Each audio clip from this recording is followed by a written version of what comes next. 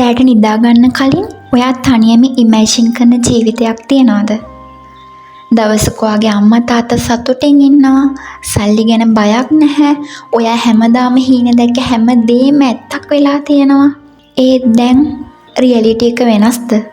කවුරුත් සපෝට් කරන්නේ නැද්ද? හැම දෙයක්ම හැමින් යනවා වගේද?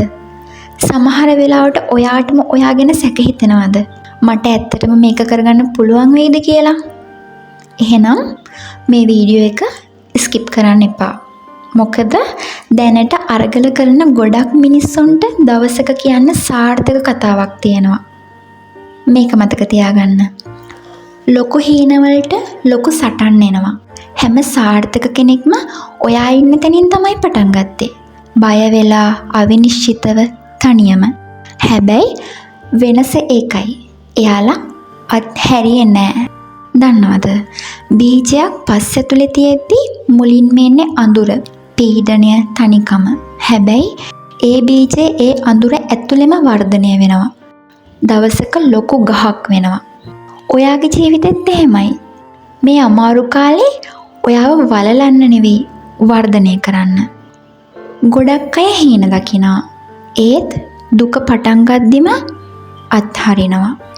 මහන්සි වෙන්න වුණාම අත්හරිනවා.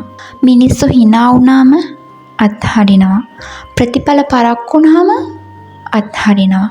හැබැයි ජය ගන්න අය වෙනස්. Taman වෙනුවෙන් කවුරුත් ක්ලැප් කරේ නැති වුණත් එයාලා වැඩ කරා. කවුරුත් විශ්වාස නොකලත් එයාලා කන්ටිනියු කරා. කවුරුත් සපෝට් නොකලත් එයාලා නතර වුණේ නැහැ. හොඳට අහගන්න. සිංහයා කැලේ රජා වෙන්නේ ලොකුම සතා නිසා නෙවෙයි. බය නැති නිසා. විශ්වාසය තියෙන නිසා. අපේ ජීවිතේදිත් සමහර වෙලාවට ටැලන්ට් එකට වඩා මයින්ඩ් සෙට් එක පවර්ෆුල්. මෙහෙම හිතන්නකෝ. රොකට් එකක් අහසට යන්න කලින් ගොඩක් ලොකු ප්‍රෙෂර් එකක් දරා ගන්නවා. ගින්න, උණුහුම, ශබ්දය. හැබැයි ඒ ප්‍රෙෂර් එක නැත්නම් රොකට් එක උඩට යන්නේ නැහැ. ඔයාගේ අරගලෙත් ඒ වගේ. අද දවසේ මේ වේදනාව, මේ අසාර්ථක වීම ඔයාව ඉහළ තැනකට සෝදානම් කරනවා. මතක තියාගන්න. මැණික් හැදෙන්නේ ප්‍රෙෂර් එක ඇතුලේ. රත්තරන් පිරිසිදු වෙන්නේ ගින්න ඇතුලේ. ශක්තිමත් මිනිස්සු හැදෙන්නේ දුක ඇතුලේ. සමහර විට දැන් ඔයාට අත්හරින්න හිතෙනවා ඇති.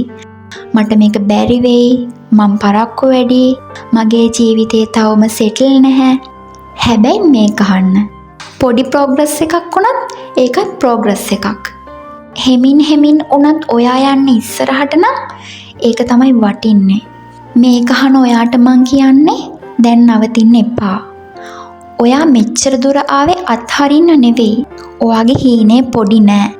ඒක වෙනුවෙන් ෆයිට් කරන්න. මිනිස්සු hina වෙයි, සැක කරයි, දාලයයි. හැබැයි දවසක ඒ මිනිස්සුම ඔයාට ක්ලැප් කරයි. ඉමේජින් කරන්න. දවසක ඔයා සක්සස් වුණාම ඔයාගේ අම්මා තාත්තා hina වෙනවා. කාලෙකට කලින් නිහඬව අඬපු ඔයා දැන් සතුටින් ජීවත් වෙනවා. ඒ මොමන්ට් එක තමයි ඔයා කරපු හැම අරගලයකම වටිනාකම.